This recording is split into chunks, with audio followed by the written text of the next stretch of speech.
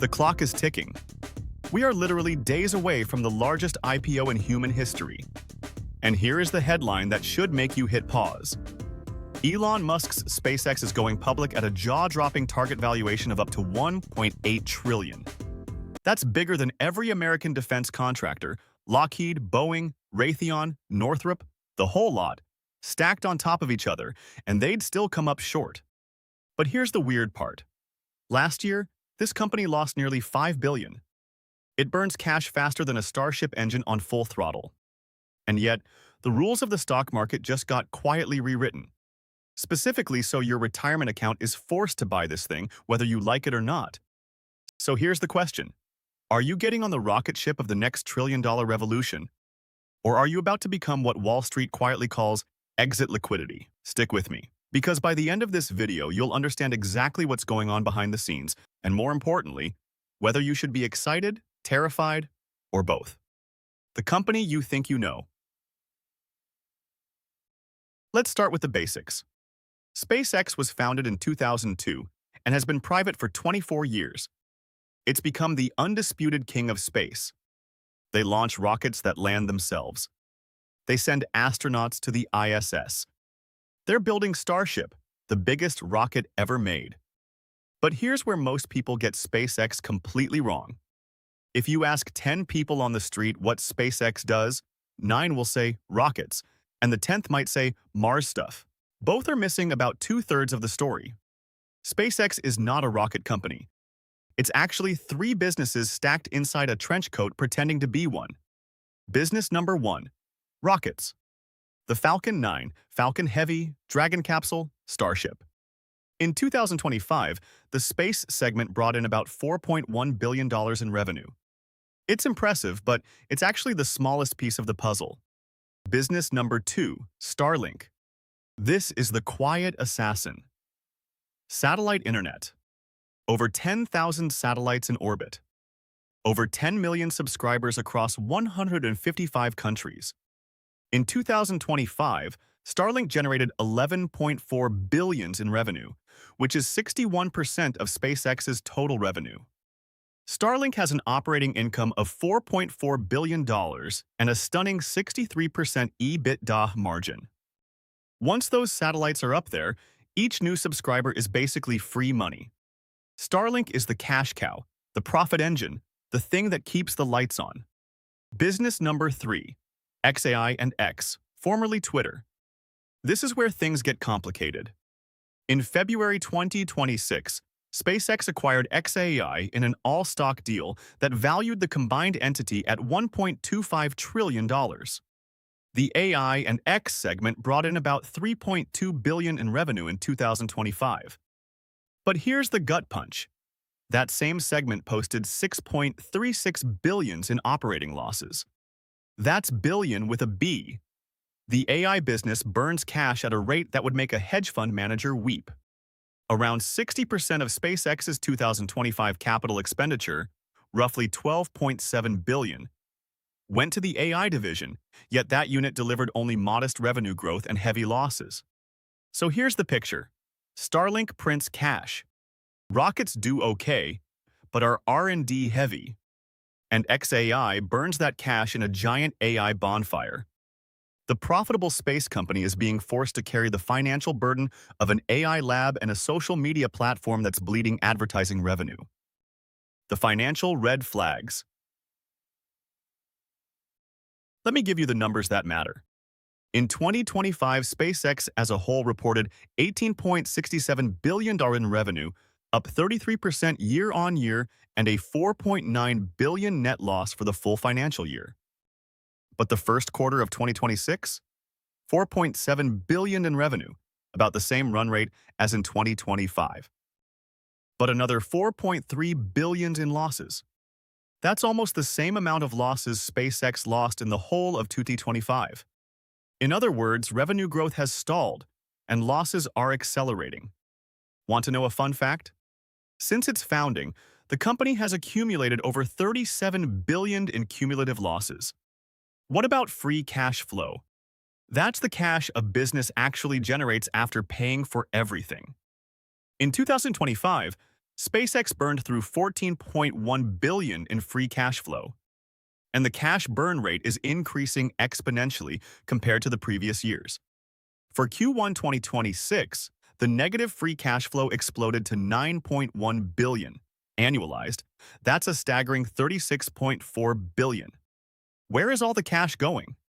In Q1 twice alone, AI infrastructure capex was $7.7 billion out of the total $10.1 billion. 76% of the company's entire capital spending went to the money-losing AI division. Let's talk about debt. SpaceX carries $29.1 billion in total debt. Hidden inside that number is a $20 billion bridge loan taken out in March 2026 that comes due in September 2027, just 15 months after the IPO. The IPO is raising $75 billion. A big chunk of this number is going toward cleaning up the balance sheet mess. Is the IPO overvalued? So with this financial picture of massive losses, enormous cash burn, and a complicated three-company structure, what kind of valuation is SpaceX seeking? Brace yourself. They're looking to raise up to $75 billion at a valuation of $1.8 trillion.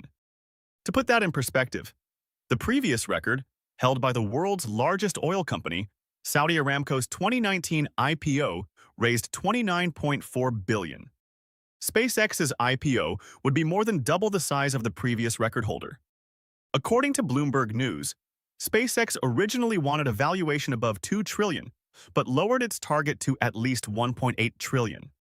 A $200 billion cut. Yet even at $1.8 trillion, the price-to-sales ratio is an insane 96 to 107 times. In layman terms, that means if you buy SpaceX stock at the IPO, you are paying SpaceX $107 for them to generate $1 in revenue.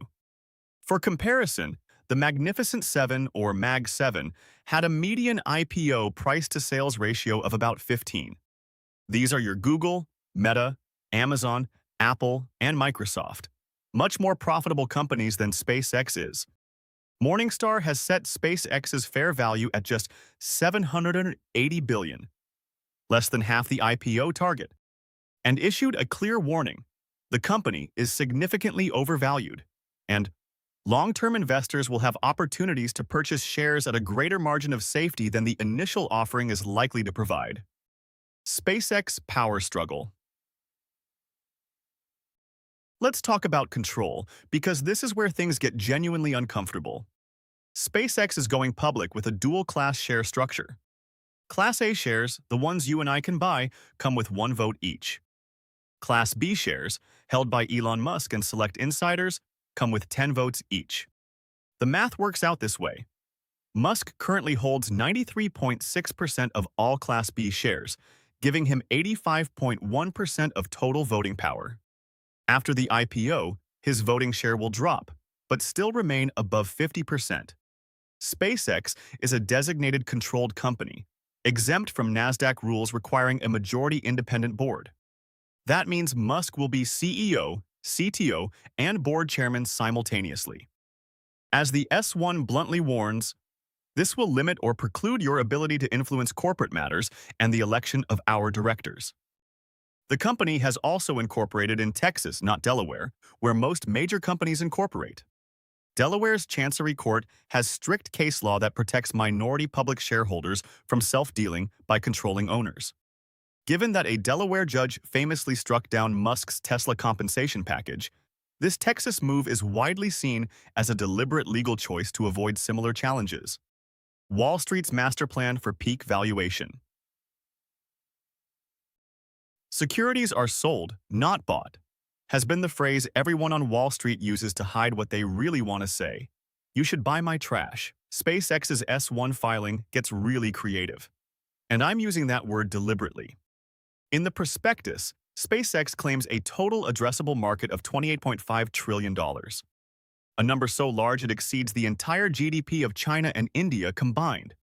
But almost all of it comes from what SpaceX calls AI, accounting for $26.5 trillion, while the rocket business only contributes $370 million. The last time companies marketed such absurdly large TAM figures was during the SPAC boom of 2021, and we all know how that turned out. The bankers on Wall Street are trying to squeeze every penny they can out of this IPO. A standalone aerospace company like Rocket Lab trades at roughly 60x to 80x forward revenue. A traditional defense contractor might trade at 2.5x to 3.5x. But an AI company?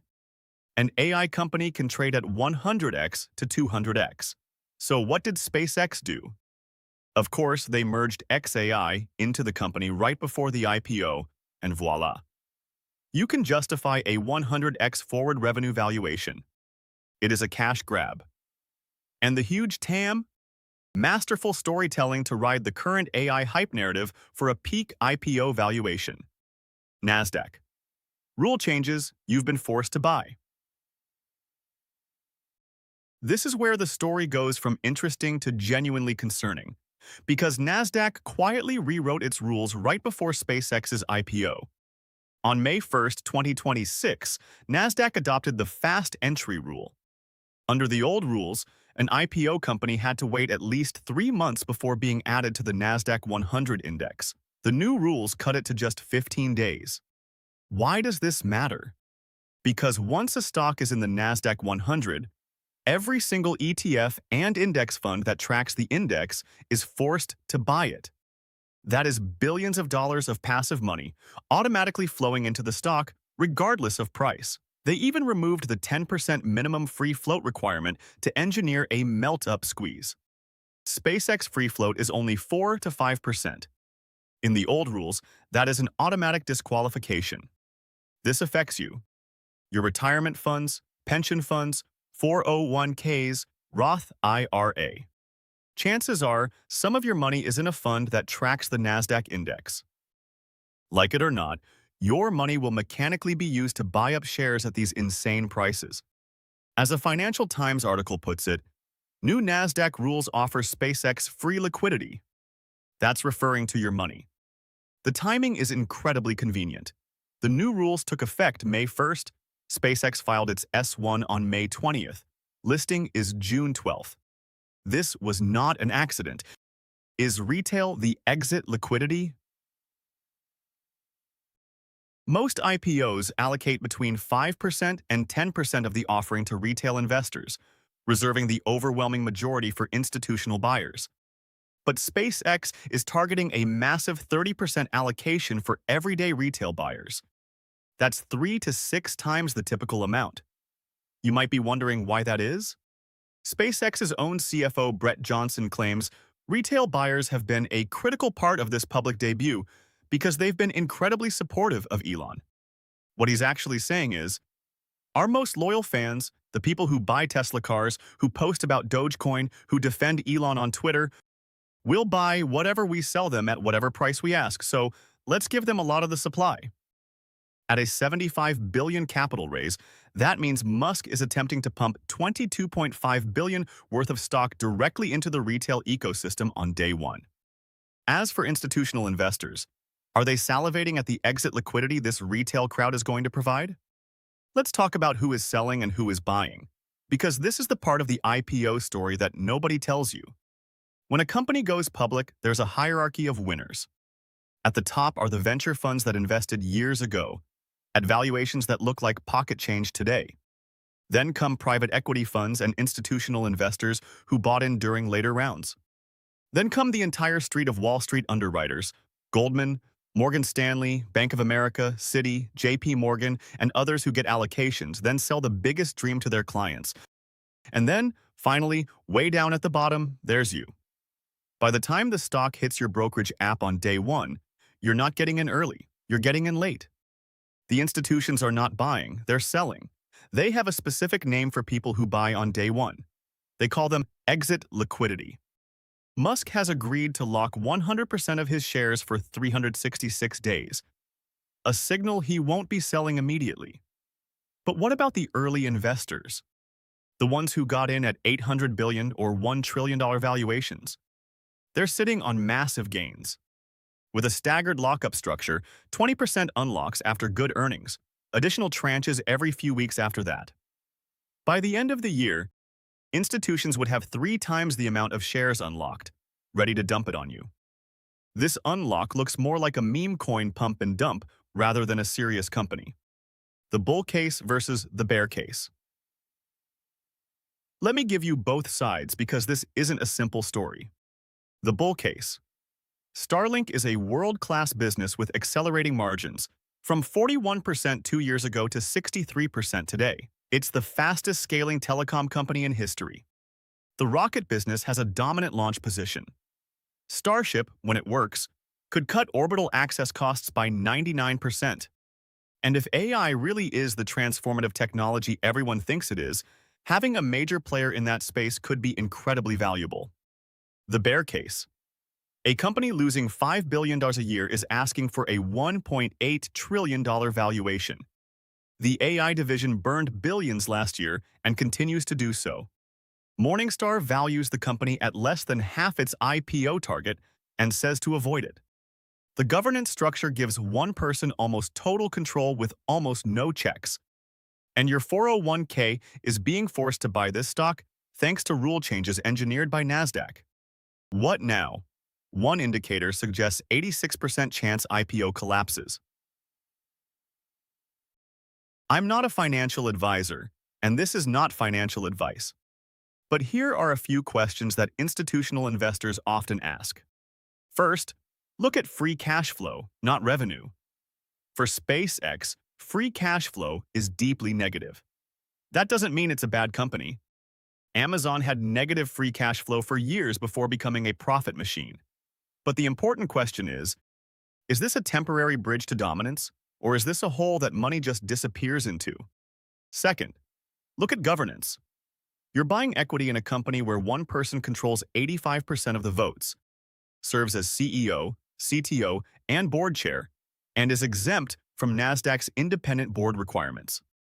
You will have limited ability to influence anything. That's not a partnership. It's a donation to a billionaire's personal project. Third, be very careful with the first-day pop. The average IPO in 2025 saw a 35% first-day price increase, a number that makes headlines and creates FOMO. But academic research by Jay Ritter shows that IPOs with price-to-sales ratio above 40 have underperformed the broader market over the following 3 years. This indicator has had an 86% success rate across all IPOs from 1980 to 2025. Here is the honest truth. SpaceX is simultaneously one of the most impressive companies to go public in a generation and one of the most structurally complex offerings in market history. Your loyalty to Elon is being monetized. Wall Street underwriters are going to tell you the most exciting story you've ever heard about Mars and AI and the future of humanity. And some of that story is true. But some of it is marketing.